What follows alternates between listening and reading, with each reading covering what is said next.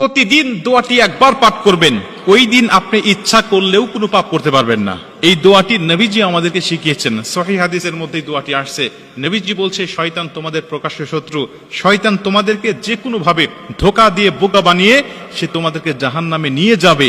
এটা আল্লাহর সাথে শয়তান চ্যালেঞ্জ করে দুনিয়াতে আসছে। অতএব তোমরা শয়তান থেকে সবসময় আল্লাহ পাকের কাছে পানাহ চাইবে।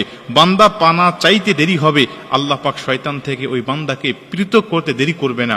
কারণ আল্লাহ পাকও চান এই বান্দাগুলো জান্নাতে যাক, শয়তান যেন আমার বান্দাকে ধোঁকা দিয়ে বোকা বানাইতে না পারে। এজন্য আপনি এই দোয়াটি পাঠ করবেন। আবু দাউদ শরীফের বর্ণনায় হযরত আমর ইবনে আস রাদিয়াল্লাহু তাআলা আনহু হাদিসটা বর্ণনা করেছেন। তিনি বলছেন, নবীজি আমাদেরকে এই দোয়াটি শিখিয়েছেন আর বলেছেন, তোমরা এই দোয়াটি প্রত্যেকটা দিন যদি একবার করেও পাঠ করতে পারো, তাহলে আল্লাহ পাক ওই দিনের জন্য, ওই দিন এবং ওই রাত 24 ঘন্টার জন্য আল্লাহ তোমাদেরকে শয়তান থেকে পৃথক করে দিবে। শয়তান ওই দিন ওই দোয়াটা পড়ার সঙ্গে সঙ্গে চিৎকার করে বলতে থাকে যে, তুই আজকে সারা দিনের জন্য, সারা রাত্রির জন্য আমার ওয়াসওয়াসা থেকে তুই দূরে চলে গেলি, আমার এরিয়ার, আমার কন্ট্রোলের বাইরে চলে গেলি, আমি তোকে ইচ্ছা করলেও আর ধোঁকা দিতে পারবো না। এজন্য প্রত্যেকটা মুমিনের উচিত হবে এই দোয়াটি শিখে নেওয়া এবং প্রত্যেকটা দিন একবার হলেও পাঠ করা। আল্লাহ রাসূল সাল্লাল্লাহু আলাইহি ওয়াসাল্লাম দোয়াটি বলছেন, আউযু বিল্লাহিল আযীম ওয়া বিওয়াজহিল কারীম ওয়া সুলতানিহিল কাদিম মিনাশ শাইতানির রাজিম। আমি দোয়াটি আবারও বলছি, দোয়াটি সবাই লিখে নেবেন যাতে আপনার ভুল না হয়ে যায়। সহি সুন্দর করে আস্তে আস্তে আপনার প্রত্যেকটা দিন একবার হলেও পাঠ করবেন। আউযু বিল্লাহিল আযীম ওয়া বিওয়াজহিল কারীম ওয়া সুলতানিহিল কাদিম মিনাশ শাইতানির রাজিম।